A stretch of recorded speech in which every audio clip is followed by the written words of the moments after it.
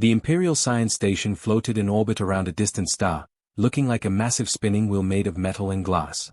It was home to over 5,000 researchers from across the galaxy, all working on projects that would take decades to explain to normal people. The station had laboratories studying everything from quantum mechanics to exotic diseases, from artificial gravity to the chemical composition of stars billions of light-years away. It was, by all accounts, the most advanced research facility in known space. And Tommy cleaned the bathrooms. Every morning at 6 a.m. station time, Tommy would roll out of his tiny quarters in the service section, put on his gray jumpsuit with the maintenance patch on the shoulder, and grab his cleaning cart from the supply room. The cart squeaked when he pushed it, one wheel slightly bent from when he'd accidentally rammed it into a door frame 3 months ago. He kept meaning to fix it but never got around to it. The squeak had become almost comforting, a familiar sound in a place where everything else was strange and alien. Tommy had been working on the station for 2 years now, ever since he'd answered a recruitment ad back on Earth promising good pay for manual labor positions in space. The ad hadn't mentioned that he'd be the only human janitor on a station full of alien geniuses who treated him like a slightly clever pet. But the pay was 3 times what he could make back home, and that money was the only thing keeping his family afloat. His sister Lucy was in her 3rd year at medical school, racking up debt that would take a lifetime to pay off without help. His dad had been diagnosed with a degenerative nerve condition that required expensive treatments every month. His mom worked 2 jobs just to keep the lights on. Tommy's paychecks from the station covered Lucy's tuition and most of his dad's medical bills. So yeah, he could handle cleaning alien toilets and being the butt of jokes he only half understood. The alien scientists weren't mean, exactly. They were just casually dismissive in the way people are when they don't think you can understand what they are saying. Tommy had picked up enough of the common galactic language to know when they were talking about him. They'd make comments about how cute it was that humans thought they were smart. How primitive Earth technology was compared to civilizations that had been traveling between stars for millions of years. How humans were basically uplifted monkeys who'd barely figured out faster than light travel and still couldn't cure their own common cold. Tommy would just smile and empty their trash cans and move on to the next lab. No point getting offended. They weren't entirely wrong, anyway. Humans were the new kids in a very old neighborhood, and everyone knew it. Dr. Vallin was one of the molecular biologists working in Lab 7, studying genetic differences between species. He was tall and blue with 4 arms and eyes that could apparently see in spectrums humans couldn't even imagine. He'd always been polite enough to Tommy, sometimes even saying good morning when Tommy came through to clean. Which was more than most of the researchers bothered with. One Tuesday afternoon, Tommy was mopping the floor in Lab 7 when he overheard Dr. Vallin and his colleague talking over lunch. They were eating something that looked like purple soup and smelled like burnt rubber. Tommy had learned not to ask what alien food was made of. I bet human genetics are the most primitive in the database, Dr. Vallin was saying, using the translation device that made his clicking language sound like English. They only achieved space travel 80 years ago? Their DNA probably looks like something from the Bronze Age compared to advanced species. His colleague, a researcher named Dr. Hayes who looked like a walking plant, laughed at this. We should test it. We've got genetic samples from 10,000 species catalogued. Would be funny to see where humans actually rank. My guess? Dead last. They both found this hilarious. Tommy kept mopping, pretending not to hear. He was used to it. But then Dr. Vallin noticed him. Hey, Tommy. We've got a proposition for you. Want to make some easy money? Tommy stopped mopping and looked up. Easy money usually meant something embarrassing, but 50 credits was 50 credits. What kind of proposition? We're doing a study on comparative xenobiology, Dr. Vallin explained, which Tommy suspected was a fancy way of saying they wanted to prove humans were genetically inferior. We need a human DNA sample for our database. Completely anonymous, just for research purposes. We'll pay you 50 credits for a simple cheek swab. Takes 30 seconds. 50 credits would cover his mom's electric bill for a month back home. Tommy didn't even have to think about it. Sure, why not? Dr. Hayes pulled out a collection kit, a small white tube with a swab inside. Just rub this inside your cheek for 10 seconds. That's it. Tommy took the swab, rubbed it around the inside of his mouth like instructed, and handed it back. The whole thing took less than a minute. Dr. Vallin gave him a credit chip worth 50 credits, and Tommy went back to mopping the floor. He figured that was the end of it. Just another day of being the station's token human, useful for grunt work and apparently now for proving how primitive his species was. He finished mopping Lab 7, moved on to Lab 8, then 9, working his way through his daily route like he always did. About 2 hours later, Tommy was cleaning the break room on level 3 when the alarm started. Not the normal alarms, like when someone burned something in the kitchen or when there was a minor pressure leak somewhere. These were the emergency alarms, the ones that made your bones vibrate and filled the air with a sound like the universe screaming. Red lights flashed in every corridor. Automatic doors sealed sections of the station. Over the intercom system, a calm computerized voice announced, "Security Protocol Alpha engaged. All personnel remain in current locations. This is not a drill." Tommy froze in the middle of wiping down a table, his heart suddenly racing. Security Protocol Alpha meant something serious was happening. A hull breach. A hostile contact. Some kind of catastrophic failure. He'd only heard about it in the safety briefings during his first week on the station. Through the break room windows, he could see researchers running in the hallways, security personnel in body armor jogging past with weapons drawn. What the hell was going on? His communicator buzzed. It was Dr. Martinez, the station's security chief and one of the few other humans on board. "Tommy, where are you right now?" "Break room, level 3. What's happening? Is there an attack?" "Stay exactly where you are. I'm sending a team to get you. Don't move, don't talk to anyone, and don't leave that room until my people arrive. Do you understand?" Tommy's mouth went dry. "Rachel, what's going on?" There was a pause. "Your DNA test triggered something. Something big. Every royal database in the known galaxy just lit up like a Christmas tree. We've got ambassadors from 15 different civilizations screaming for emergency access to the station. Tommy, I need you to stay calm and stay put. We're going to figure this out." The communicator went dead.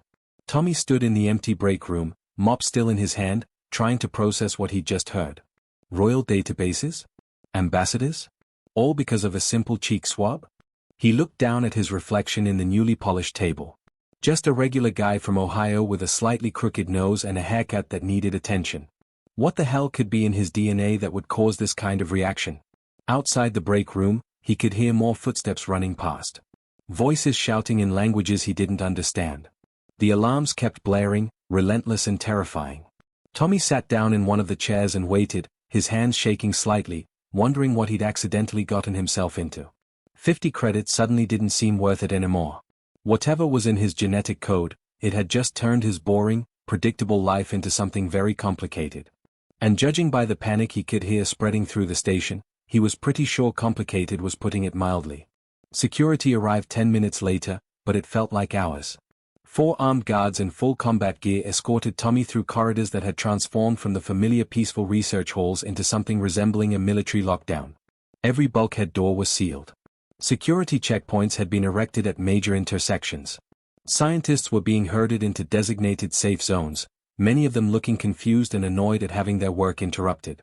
Tommy kept his hands visible and his mouth shut, following the guards through the maze of hallways. Other researchers stared at him as he passed, whispering to each other. Word had apparently spread fast that whatever was happening had something to do with the human janitor. Great. Just what he needed, more reasons for people to talk about him. They brought him to Conference Room 1, the big fancy room usually reserved for visiting dignitaries and important presentations.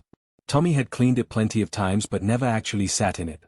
The room was enormous, with a table that could seat 30 people and walls made of some transparent material that showed the stars outside. Right now, those stars were partially blocked by the 6 ships that had appeared and were holding position near the station. Tommy could see their running lights blinking in the darkness. Not military ships from what he could tell, but they were big and didn't look friendly. Dr. Martinez was waiting inside, along with Dr. Vallon who looked like he'd aged about 10 years in the last 2 hours. The molecular biologist's normally blue skin had gone pale, almost white. His 4 hands kept fidgeting with a data pad, checking and rechecking whatever was on the screen. "Sit down, Tommy," Dr. Martinez said. She was a tough woman in her 40s who'd done 20 years in Earth's Space Force before taking the security job. She had the kind of face that didn't show emotion easily, but right now she looked worried. That scared Tommy more than the alarms had. He sat today. The chair was too big for him, designed for larger species. His feet barely touched the floor. "Can someone please tell me what's going on?"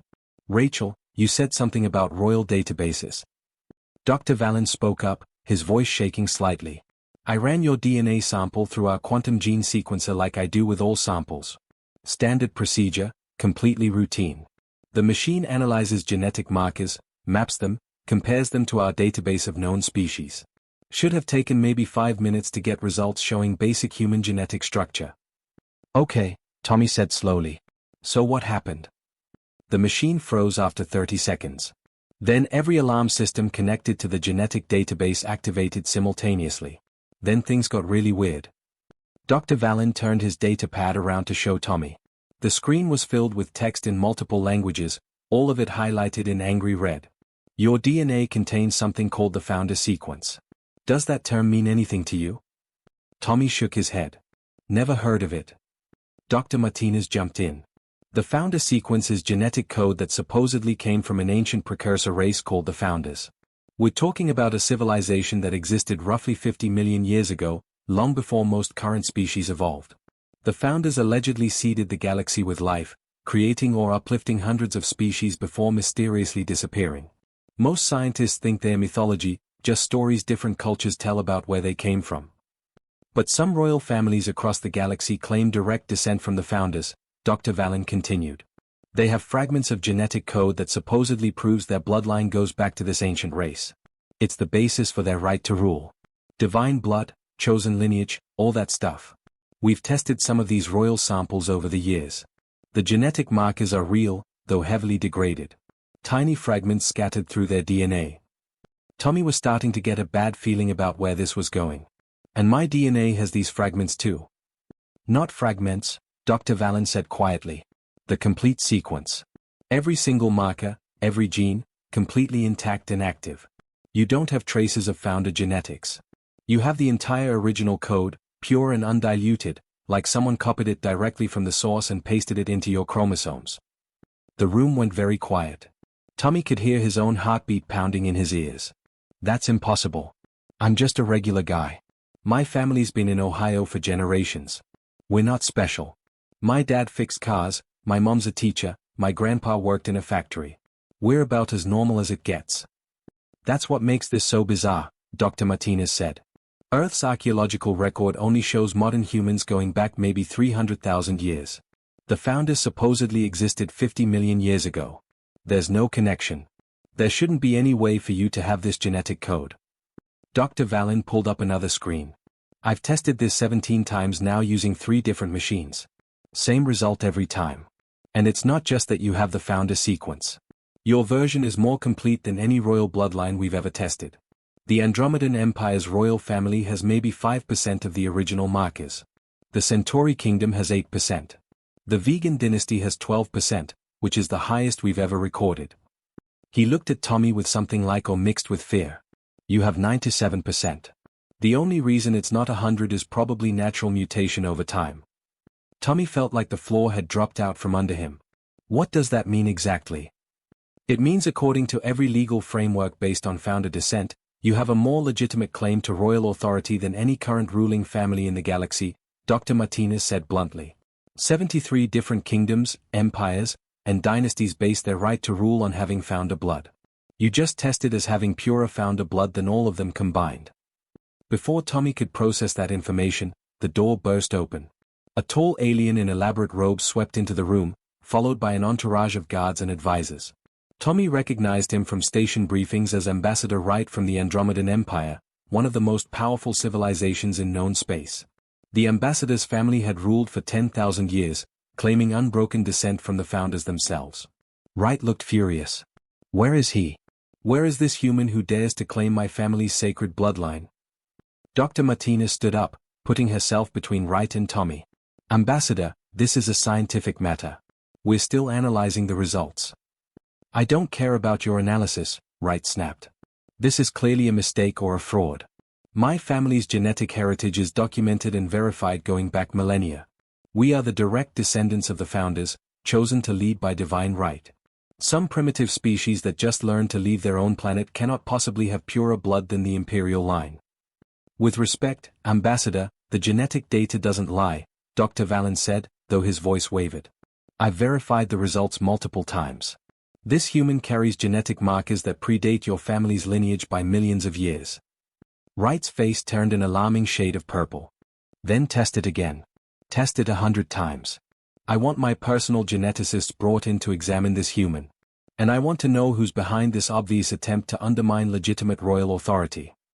The door opened again. This time it was Prince Jackson of the Centauri Kingdom, looking equally angry and accompanied by his own security detail. Then came Lady Victoria, representing the vegan dynasty. Within 20 minutes, the conference room was packed with royal representatives from a dozen different civilizations, all demanding answers, all insisting this had to be some kind of mistake. Tommy sat in his too large chair, surrounded by some of the most powerful people in the galaxy, all of them arguing about his DNA like he wasn't even there. Some insisted the tests were wrong. Others accused rivals of planting false data. A few looked genuinely scared, like they were watching their entire worldview collapse. Dr. Valen's voice cut through the chaos. I understand this is difficult to accept, but the science is sound. I propose we run additional tests using equipment provided by each of your kingdoms. Independent verification. If I'm wrong, the tests will show it. If I'm right. He trailed off, not wanting to finish that sentence. The royals exchanged glances. Finally, Ambassador Wright nodded stiffly. Fine. But I want my people overseeing every step. And this human doesn't leave this station until we have answers. Over the next 6 hours, Tommy had his cheeks swabbed, his blood drawn, and his hair sampled more times than he could count. Teams of geneticists from different kingdoms worked in separate labs, each using their own equipment, each convinced they'd prove the others wrong. Tommy sat in a holding room with Dr. Martinez, drinking coffee that tasted like motor oil and trying to wrap his head around everything. Rachel, this is insane. I can't be descended from some ancient space gods. My family tree is boring. We've got records going back to the 1800s. Just normal people living normal lives. I know, she said quietly. But something in your DNA is making billion-year-old genetic databases light up like fireworks. And if even half of what Dr. Valen says is true, you just became the most legally legitimate heir to more thrones than anyone in galactic history. I don't want thrones, Tommy said desperately. I just want to go back to cleaning bathrooms and sending money home to my family. This is crazy. Dr. Martinez put a hand on his shoulder. I know, kid. But I don't think we get to choose what happens next. Whatever's in your genetic code just changed everything. And judging by how those royals are reacting, a lot of very powerful people are going to want you either on their side or dead. The door opened. Dr. Valen entered, followed by representatives from all the royal houses. Every single one looked like they'd been hit with a brick. The tests are complete, Dr. Valen announced. All 17 independent analyses agree. The founder sequence in Tommy's DNA is genuine, complete, and significantly purer than any royal bloodline currently in existence. Ambassador Wright looked like he'd aged a century. This is impossible. And yet it's true, Dr. Valen said. He pulled up a holographic display showing genetic comparisons. Furthermore, I've run preliminary tests on other genetic samples in Earth's database. This isn't unique to Tommy. Approximately 1 in every 10,000 humans carries strong founder markers. Not as complete as his, but far stronger than any known royal line. The room erupted in chaos. Royals shouted accusations. Guards reached for weapons. Someone knocked over a chair. Through it all, Tommy sat frozen, watching his entire life spiral completely out of control. Because apparently, he wasn't just some janitor from Ohio. According to the most advanced genetic science in the galaxy, he was royalty. And that was going to make a lot of very dangerous people very angry. The station transformed overnight into something resembling a war zone, except instead of armies fighting, it was lawyers and politicians armed with ancient legal texts and treaty documents. Every conference room was packed with royal delegations arguing about succession laws that hadn't been relevant in thousands of years. The hallways buzzed with tense negotiations conducted in hushed voices. Security patrols tripled. Nobody was allowed to leave. Tommy wasn't allowed to leave his quarters without an armed escort. Dr. Martinez had moved into the room next door, and she made it clear that nobody was getting to him without going through her first. She'd also quietly mentioned that 3 different factions had already put out what amounted to contracts on his life, though she'd said it casually like she was talking about the weather. The offers started coming in almost immediately. Prince Jackson's people showed up first, offering Tommy 10 million credits to sign a document renouncing any claim to the Centauri throne. Lady Victoria's delegation came next with a different approach, offering a marriage alliance to her youngest daughter and a comfortable position as a symbolic figurehead with no actual power. Ambassador Wright tried intimidation, showing up with legal experts who explained in excruciating detail how many different galactic laws Tommy had somehow violated by existing with the wrong genetic code. Tommy refused all of them. Not because he had some master plan, but because he was too overwhelmed to make any decisions. This was supposed to be a simple job cleaning labs so he could help his family. Now he was trapped in the middle of a galactic political crisis that he barely understood. Dr. Vallon spent those first few days locked in his lab, running more tests.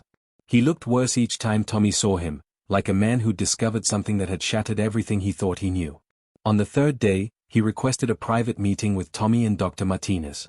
They met in a small observation room overlooking the station's central core.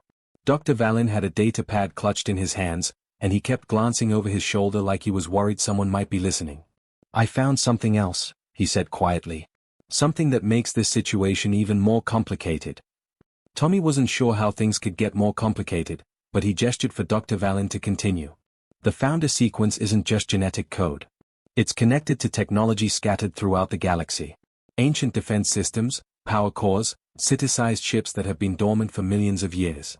This technology only responds to specific genetic signatures." Dr. Vallon pulled up a holographic image showing a complex network spanning the galaxy. The royal families have used their diluted founder genes to access some of this technology. It's how they've maintained power for so long. Their genetic codes act like keys, unlocking just enough ancient systems to give them a massive technological advantage. "But if someone had the complete sequence," Dr. Martinez said slowly, understanding dawning on her face. "They could potentially access all of it," Dr. Vallon confirmed. "Every system, every weapon, every piece of founder technology still functional after 50 million years. The royal families have fragments that let them open a few doors. Tommy has the master key." Tommy felt his stomach drop. "I don't know how to use any ancient technology. I barely understand how the coffee maker in the break room works." "That's actually the scary part," Dr. Vallon said. "The technology is designed to be intuitive for anyone with the right genetic code. It recognizes you and adapts. Which means you're not just a symbolic threat to royal power. You're a practical one." He pulled up more data. "I also tested additional samples from Earth's genetic database. Random people from across your planet. Like I mentioned before, about 1 in 10,000 humans carry strong founder markers. I've now analyzed the distribution pattern. It's not random. It's deliberate." "What do you mean deliberate?" Tommy asked. "Earth was seeded intentionally, and recently in evolutionary terms. Maybe only 100,000 years ago, which is yesterday compared to how long it takes for complex life to evolve naturally. Every other species in the galaxy that has founder traces shows millions of years of genetic drift and degradation. Their founder genes have been diluted and scrambled by natural evolution. But human founder genes are fresh, clean, protected. Like someone deliberately preserved the original code and placed it in your species." Dr. Martinez leaned forward. "Are you saying Earth was some kind of genetic storage facility?" "I'm saying Earth might have been where the founders went," Dr. Vallon said. "Not to store genetics, but to become human themselves. To start over." Before anyone could respond to that bombshell, alarms started blaring again. Different ones this time, shorter and sharper. Dr. Martinez's communicator crackled to life with urgent chatter. She listened for a moment, her expression hardening. "Someone just tried to access the genetic database and delete Tommy's test results," she said. "The attempt failed because we'd already backed everything up to multiple secure locations, but it triggered security protocols." "Who tried?" Tommy asked.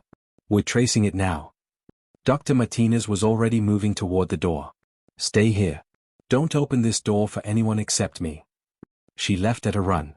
Tommy and Dr. Vallon sat in the observation room, watching security teams mobilize through the transparent walls. The station's computer systems were running diagnostic scans, trying to track the source of the unauthorized access.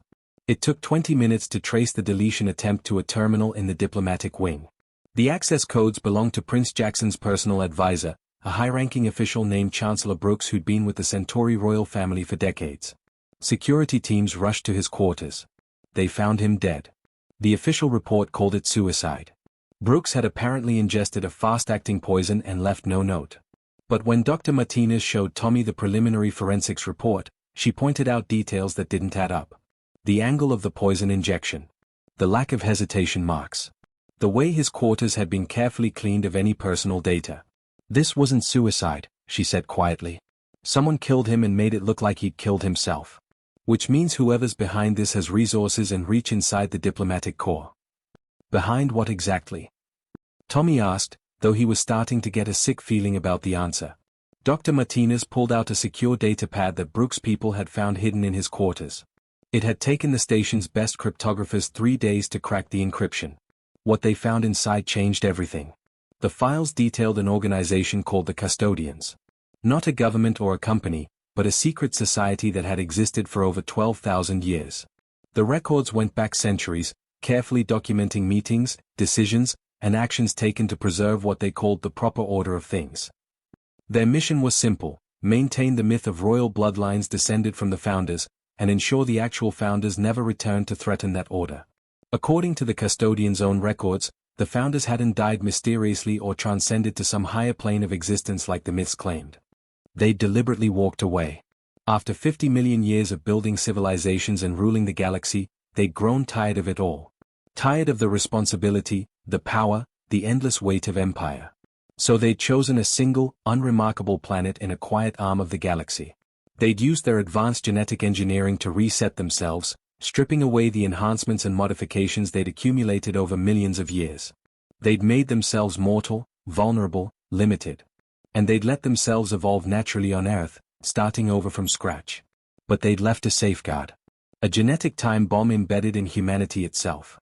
When humans naturally developed space travel and rejoined the galactic community, they'd be carrying genetic proof that would invalidate every royal claim based on founder descent. It's brilliant in a twisted way, Dr. Valen said, reading through the files with a mixture of horror and fascination. The founders knew their subject species would eventually develop hereditary dynasties claiming divine right to rule based on founder bloodlines. So they created humans as living proof that those bloodlines were meaningless. They are forcing a reckoning. Tommy felt dizzy reading through the documents. The Custodians had spent 12,000 years trying to prevent this exact moment. They'd monitored Earth from a distance, occasionally interfering to slow human technological development.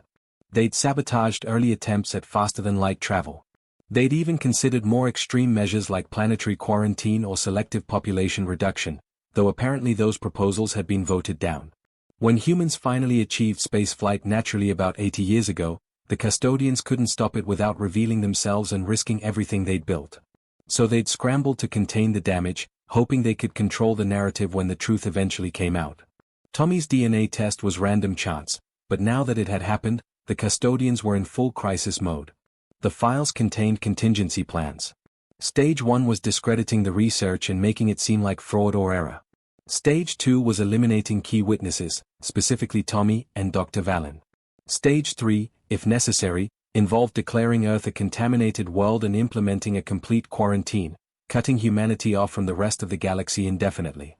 They killed Brooks because he failed to delete the data, Dr. Martinez said grimly. And because dead men can't talk. But this means there are other custodians on this station. People who've infiltrated royal families, scientific institutions, maybe even security forces. We don't know who we can trust. As if to prove her point, the station shuddered. Not from internal systems, but from external impact. Through the observation room windows, Tommy could see ships approaching. Not the diplomatic vessels that had been holding position for days. These were smaller, faster, and heavily armed. Private security forces. Dr. Martinez identified them, her hand moving to her weapon. Multiple factions. This has gone from political crisis to shooting war. The station's commander tried to maintain neutrality, broadcasting messages that this was a scientific facility and any aggression would be met with defense. But the incoming ships ignored him. They weren't here to negotiate. They were here to secure the genetic evidence by force before their rivals could. Explosions bloomed against the station's shields. Return fire lanced out from the station's defensive batteries. Somewhere on the lower levels, Tommy heard the distinctive sound of boarding pods attaching to the hull. Dr. Martinez grabbed his arm. We need to move now. I've got an escape pod prepped in Bay 7. Dr. Valen, you're coming too. Those files need to reach people who can do something with them. They ran through corridors that had become combat zones. Security teams traded fire with boarding parties. Hull breaches vented atmosphere in some sections. Emergency bulkheads sealed automatically, forcing them to take alternate routes. Tommy had cleaned these hallways for 2 years, but they looked completely alien now, filled with smoke and flashing lights and the sounds of battle. They made it to Bay 7. Dr. Martinez overrode the launch protocols and shoved Tommy and Dr. Valen into the escape pod. She sealed the door and initiated launch sequence. "Where are we going?" Tommy shouted over the roar of the pod's engines. Dr. Martinez locked eyes with him through the pod's small window as it began to detach. "Earth. If the custodians want to bury the truth, we're going to make damn sure every human on that planet knows what they are." The pod launched, accelerating away from the station at maximum velocity. Through the rear viewport, Tommy watched the Imperial Science Station tear itself apart as different factions fought over who would control the secret of humanity's origins. But the secret was already gone, racing toward Earth at faster than light speed, carrying information that would change everything. Tommy looked at his reflection in the dark viewport and barely recognized himself. 3 days ago he'd been a janitor worried about his family's bills. Now he was carrying proof that would reshape galactic civilization. And somewhere behind them, in the chaos they'd left, the custodians were realizing they'd lost control of the situation they'd spent 12,000 years trying to prevent. The escape pod was designed for emergencies, which meant it was cramped, uncomfortable, and smelled like recycled air that had been recycled one too many times. Tommy sat wedged between Dr. Vallon and a storage compartment, his knees pressed against his chest, watching the star streak past through the tiny viewport. The pod's autopilot was programmed for Earth, and according to the navigation system, they had about 3 days of travel ahead of them. 3 days stuck in a metal can barely bigger than a closet. Tommy tried not to think about it. Dr. Martinez had transferred all of Chancellor Brooks' encrypted files to a secure data chip before they'd launched. She sat across from them now, scrolling through document after document on her handheld display, her expression getting darker with each page. "This is worse than I thought," she muttered. "The custodians aren't just some fringe group. They've got members embedded in dozens of governments, universities, military organizations. They've been shaping galactic policy for millennia." Dr. Vallon was reading over her shoulder, his 4 hands gripping the edges of the display to steady himself against the pod's occasional turbulence. "Look at this entry from 8,000 years ago. They detected human radio signals from Earth and debated whether to sterilize the planet before humans could develop space travel. They voted against it by a narrow margin." Tommy felt cold hearing that. His entire species had almost been wiped out, and nobody on Earth had ever known they'd been in danger. Why didn't they do it? According to this, some custodians argued that destroying Earth would risk activating failsafes the founders might have left behind, Dr. Martinez said. They were scared of what might happen if they directly interfered with the founder bloodline. So instead they chose containment and delay tactics. She pulled up another file, this one showing a timeline of human history with annotations. They sabotaged early space programs. Remember the Mars colony disaster in 2089? The official report blamed it on equipment failure, but according to this, custodian agents planted faulty components. 4 to 7 people died, and it set human Mars colonization back 20 years. Tommy remembered learning about that in school. His third-grade teacher had talked about the brave colonists who died trying to expand humanity's reach into space. Finding out their deaths had been deliberate murder made his blood boil. These people killed humans just to slow us down. They killed a lot of people across a lot of species, Dr. Vallon said quietly. There are records here of assassinations, accidents, political manipulations. Anytime someone got too close to the truth about the founders, the custodians made them disappear. Scientists who questioned the royal bloodline myths. Archaeologists who found evidence contradicting the official histories. Even a few royals who started doubting their own legitimacy. Dr. Martinez kept scrolling, and then she stopped, her face going pale. "Oh no." "What?" Tommy asked. She turned the display so they could both see. It showed a recent entry, dated just 2 weeks before Tommy's DNA test. A custodian meeting discussing the human problem, and what to do about the increasing number of humans entering galactic society. The document laid out a plan. Stage 1. Monitor all humans working in positions where they might access genetic testing equipment.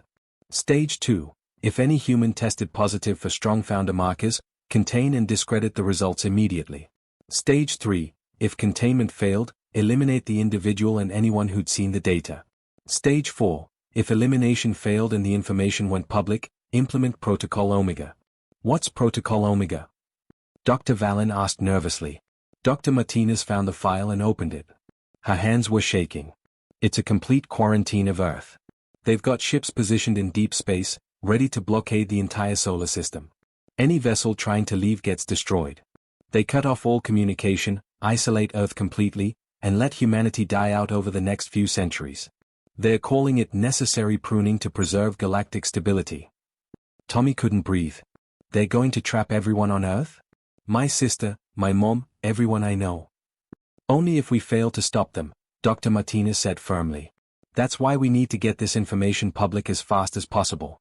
Once every human on Earth knows the truth, once it's broadcast on every network and downloaded on every computer, the custodians lose their power. They can't suppress information that billions of people already have. The pod's proximity alarm beeped. All three of them froze. Dr. Martinez checked the sensors. We've got company. 6 ships, closing fast. They must have been tracking us since we launched. Can we outrun them? Tommy asked. Not in this pod. We've got maybe 20 minutes before they're in weapons range. She was already pulling up the communication system. I'm going to broadcast the files now, wideband transmission. Even if they destroy us, the data will get out there. Dr. Valen grabbed her hand. Wait. If you broadcast now, we're still 3 days from Earth. The signal will be scattered, easy to intercept and jam. We need to get closer to your home system, where there are relay stations and communication satellites. Where the data can spread too fast for them to contain it. Dr. Martinez hesitated, then nodded. You're right. But that means we need to survive the next 20 minutes. She pulled up the pod's limited defensive systems. They had basic shields and exactly 2 emergency flares that could be used as makeshift weapons. Not much against 6 armed ships. Tommy watched the pursuing vessels grow larger on the sensor display.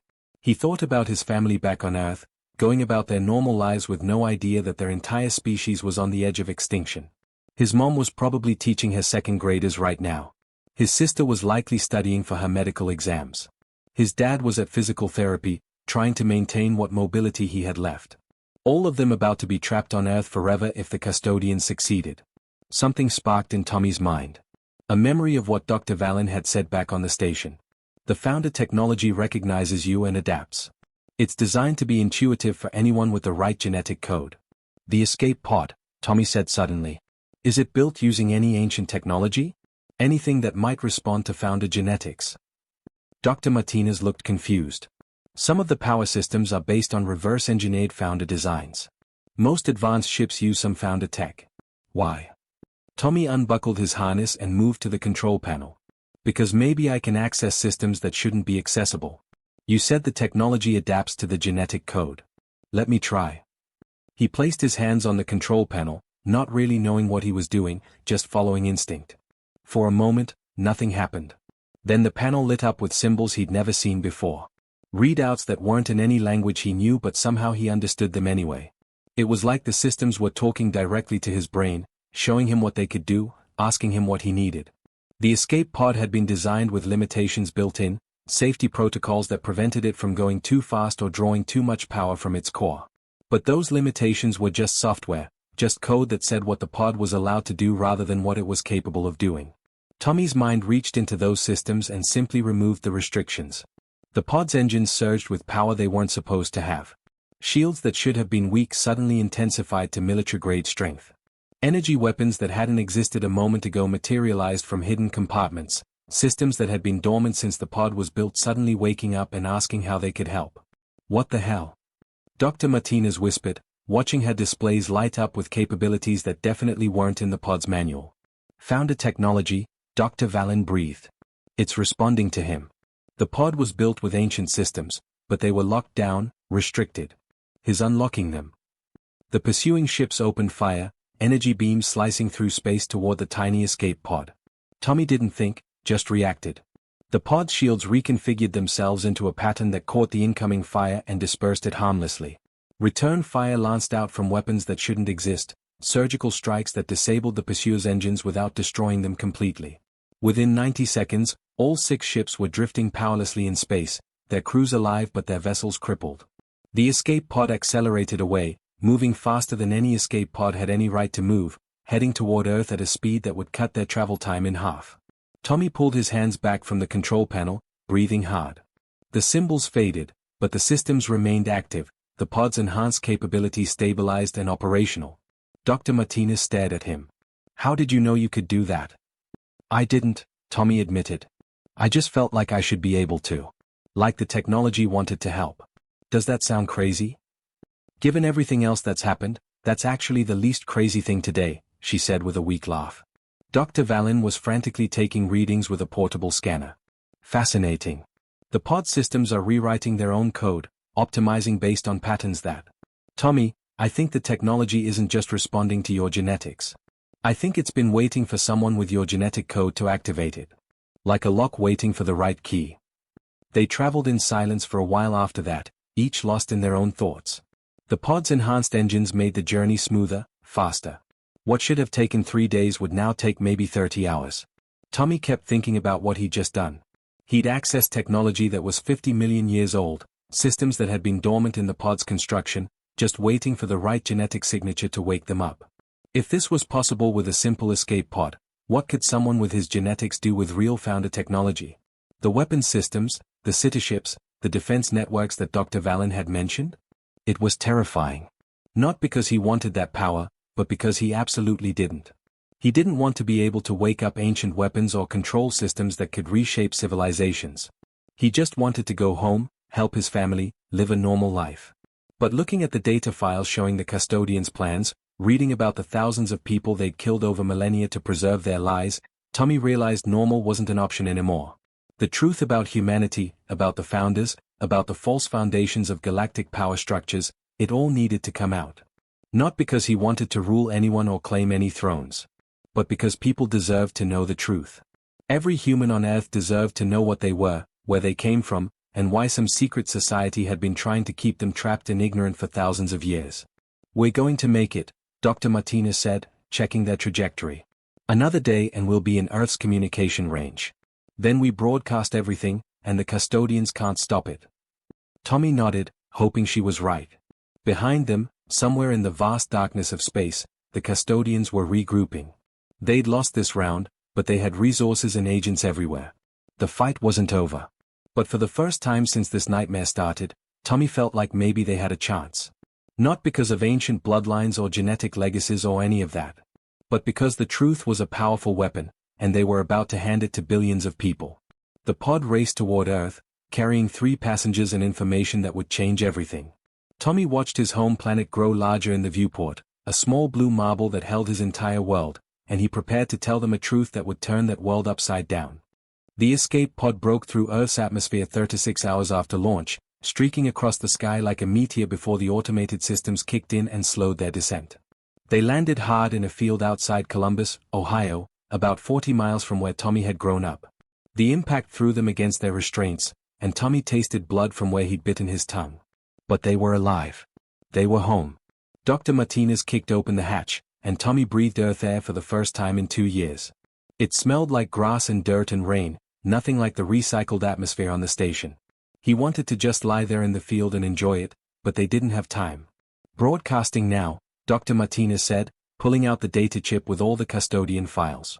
She'd rigged a transmission device during the journey, something that could piggyback on every satellite and communication network within range. This is going to every news organization, every government office, every university on the planet. In about 60 seconds, the whole world is going to know. She pressed the button. Tommy felt like he should say something profound, but all he could manage was, hope this doesn't break the internet. Dr. Vallon laughed nervously. If it does, that's the least of our problems. They sat in the field and watched it happen. The data spread like wildfire across Earth's networks. News alerts started pinging on Dr. Martinez's communicator within minutes. Breaking news banners appeared on every major network. Social media exploded with confusion, disbelief, and rapidly spreading information. Humans were the founders. The most ancient civilization in galactic history. The progenitors of every major royal bloodline. And they'd given it all up to start over from scratch on Earth. Within an hour, there were protests outside government buildings demanding answers. Within 2 hours, scientists were holding emergency press conferences trying to verify the genetic data. Within 3 hours, the United Nations called an emergency session. By the time the sun set that evening, every person on Earth with access to a screen knew the truth. Tommy's phone had 17 missed calls from his sister Lucy and about 100 text messages asking if he was okay and what the hell was happening. He called her back, and she answered before the first ring finished. Tommy? Oh my God, Tommy, where are you? Are you safe? The news is saying crazy things about humans being aliens and ancient civilizations, and your name keeps coming up and I don't understand what's happening. I'm okay, Lucy. I'm back on Earth. I'm safe. Tommy looked at Dr. Martinez and Dr. Valen, who were monitoring the global response on their devices. It's a long story, but everything on the news is true. Humans are descended from the founders. We're not just another species. We're the oldest civilization in the galaxy, and we chose to forget everything and start over. But why? Why would anyone do that? Tommy thought about what he'd learned, about the custodians' files, about 50 million years of empire and power and endless responsibility. Because maybe being powerful isn't the same as being happy. Maybe the founders got tired of ruling and wanted to remember what it was like to be simple. To struggle and grow and discover things for the first time. Lucy was quiet for a moment. So what happens now? I don't know, Tommy admitted. But I think things are about to get really interesting. He wasn't wrong. The galactic response was immediate and chaotic. Several royal families held emergency broadcasts denouncing the findings as elaborate fraud.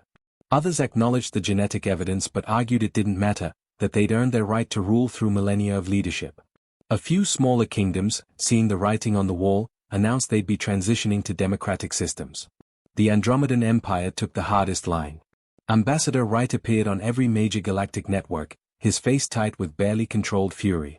Even if humans carry founder genetics, they're clearly the result of some failed experiment, abandoned and left to devolve on a primitive world. They're the founders' cast-offs, not their heirs. The imperial bloodline remains the true inheritors of founder legacy. Dr. Valen, watching this broadcast from a secure location where Earth's government had set them up, scoffed at the screen. He's desperate. The genetic evidence is overwhelming. Humans didn't evolve from founders. Founders deliberately became human. Tommy sat in the safe house, feeling overwhelmed by everything happening. The United Earth Council had requested his presence at a hearing in Geneva, where they were trying to figure out what humanity should do with this information. Legal experts were analyzing the royal succession laws of 73 different alien civilizations. Some were arguing that Earth should assert claims to all those thrones. Others insisted humanity should reject such claims entirely. What do you think? Dr. Martinez asked him. You're the one with the purest founder genetics. Technically, you've got the strongest legal claim to most of those thrones. Tommy looked at his hands, the same hands that had mopped floors and cleaned bathrooms for 2 years. The same hands that had accidentally activated ancient technology in the escape pod. I think claiming thrones would be the opposite of what the founders wanted. What do you mean? They had every throne they could want. They ruled the entire galaxy. And they walked away from it. They chose to become human, to be limited and mortal and ordinary. Tommy stood up and walked to the window, looking out at the city lights of whatever town they were hiding in. I think they were making a point. That power and bloodlines and ancient rights don't actually matter. What matters is what you do with your life, not who your ancestors were. Dr. Valen nodded slowly. That would explain why they set it up this way. They made humans carry the genetic proof that would eventually expose royal bloodlines as meaningless. It's almost poetic. The ultimate rejection of hereditary power. 3 days later, Tommy stood before the United Earth Council in Geneva. The chamber was packed with representatives from every nation, all of them watching him with a mixture of curiosity and uncertainty. Some saw him as a hero who'd exposed a conspiracy. Others saw him as a problem that needed managing. A few probably wished he'd never gotten that DNA test. The council chair, a dignified woman from South Africa named President Nkosi, addressed him directly. Mr. Tommy, the world is looking to you for guidance. According to the genetic evidence and ancient galactic laws, you and thousands of other humans have legitimate claims to thrones across the galaxy. What do you think humanity should do? Tommy had spent 3 days thinking about this moment. He'd talked to his sister, to his mom, even to some of his old friends from high school who couldn't believe that Tommy the janitor was now at the center of galactic politics. And he'd come to a conclusion. I think we should reject every single claim, Tommy said clearly. The chamber erupted in murmurs, but he kept talking. The founders had all the power anyone could want, and they gave it up. They chose to become human. To be mortal. To struggle. To build something without ancient technology or divine right or any of that. He looked around the chamber, making eye contact with representatives from dozens of nations. I think they wanted to prove that bloodlines don't matter. That nobody's born better than anyone else. That's the real inheritance they left us. Not thrones or power, but the knowledge that all that stuff is meaningless. But we have legal claims, someone objected. Claims that could give Earth influence over a significant portion of the galaxy. Claims based on the exact kind of hereditary nonsense the founders were trying to escape, Tommy countered. If we start claiming thrones because of our genetics, we're just perpetuating the same system they wanted to destroy. We'd be no better than the royal families who've been lying about their bloodlines for thousands of years. President Nkosi leaned forward. So you're proposing we simply walk away from this opportunity? Refuse all claims and offers? I'm proposing we do what the founders did, Tommy said. We choose to be human instead of gods. We earn our place in the galaxy through what we do, not who we're descended from. That's more powerful than any throne. The debate that followed lasted for hours, but eventually the council voted. Earth would officially reject all claims to alien thrones based on founder genetics. They would release all the genetic data publicly, making it available to any researcher who wanted to study it. And they would propose a new framework for galactic governance, one not based on ancient bloodlines but on actual democratic representation. Not everyone was happy with the decision. Some nations voted against it, arguing Earth was throwing away a massive advantage. But the majority agreed that Tommy was right. The founders' real legacy wasn't power. It was the rejection of power. The galactic response was explosive. Within weeks, protests erupted on dozens of worlds ruled by hereditary monarchies. People questioned why they were governed by bloodlines when the bloodlines themselves had been proven meaningless by those who'd started them. Some kingdoms fell to peaceful revolutions. Others reformed into constitutional systems. A few dug in deeper, becoming more authoritarian to maintain control. The Andromedan Empire mobilized its military, threatening to enforce the old order by force. But then something unexpected happened. Ancient founder technology scattered across the galaxy began activating on its own.